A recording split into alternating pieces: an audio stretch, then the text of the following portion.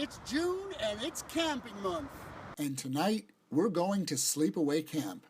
Make sure you stick around after the review, because we're also heading back for another look at the Mahoning Drive-In. It's intermission. Rise and stretch time. Time to refresh yourself and visit our snack bar. Got a yen for hot popcorn? Your favorite soft drinks are sparkling cold.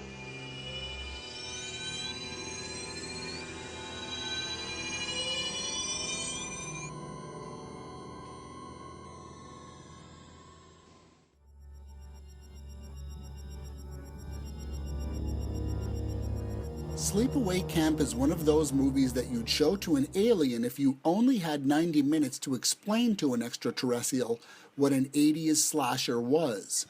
It borrows heavily from the conventions that Halloween and Friday the 13th had already established, beginning with a tragedy that takes place prior to the main story's time period.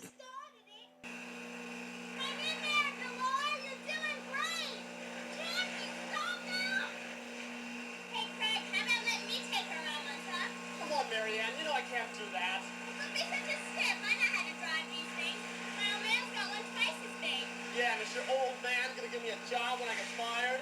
Lighten up, will ya? No one's gonna see Spay out here. Sleepaway Camp came right at the crescendo of the second great cycle of slashers, and this is important because that puts us in 1983. Just a few short years later, by 1987, the culture was beginning to become a parody of itself, and Sleepaway Camp is a perfect example of the type of film that was being parodied. Proving its authenticity cannot be dismissed simply because it followed the genre Kickstarters. It also helped pave the way, making it an authentic horror experience in its time. Contemporary viewers should try and remember this.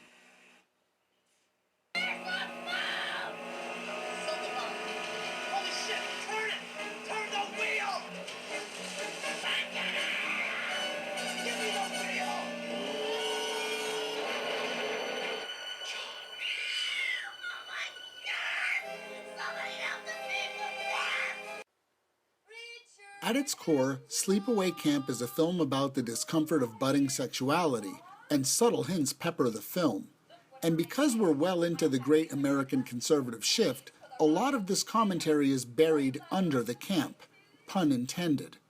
The simple audiences saw a horror picture that horrified them with their worst heterosexual nightmare, and the smarter ones saw a really brilliant film that induced repeated viewings.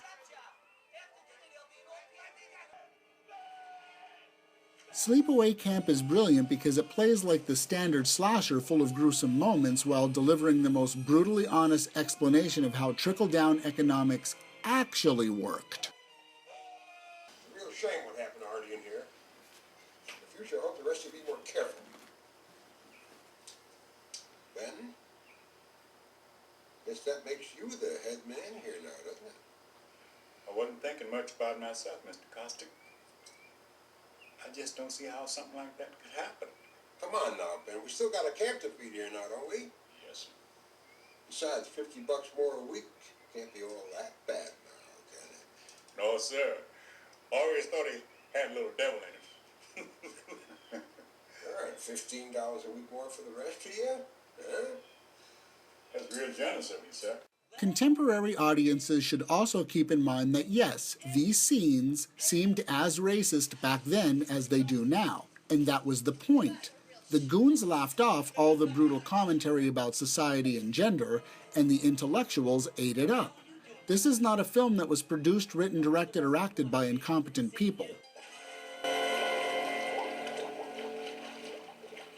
Contemporary audiences should also keep in mind that yes, these scenes seemed as homoerotic back then as they do now, and that was the point. The goons laughed off all the brutal commentary about society and gender, and the intellectuals ate it up. This film is actually pretty brilliant, and that says a lot considering it owes a great debt to a much sleepier film, Friday the 13th. The movie takes place at a summer camp, it's a whodunit, and there's even a love triangle.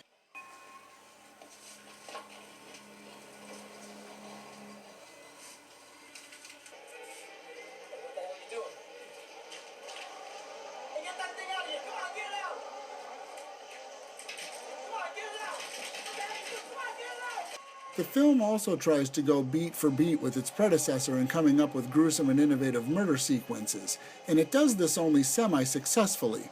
The effects and their execution are inferior to Savini's, but the scenarios are potentially more outrageous. There's also a pretty awesome Psycho homage. But Sleepaway Camp will forever be remembered for its traumatizing twist ending. Many critics like to look at these films like morality plays, but I see a much clearer allusion to the types of archetypes found in fables and fairy tales in Sleepaway Camp, and this is what makes it far sinister and, in my opinion, far superior to the original Friday the 13th. For this I give Sleepaway Camp a solid 4 slashes, and that's strictly from a cinematic and not historical viewpoint.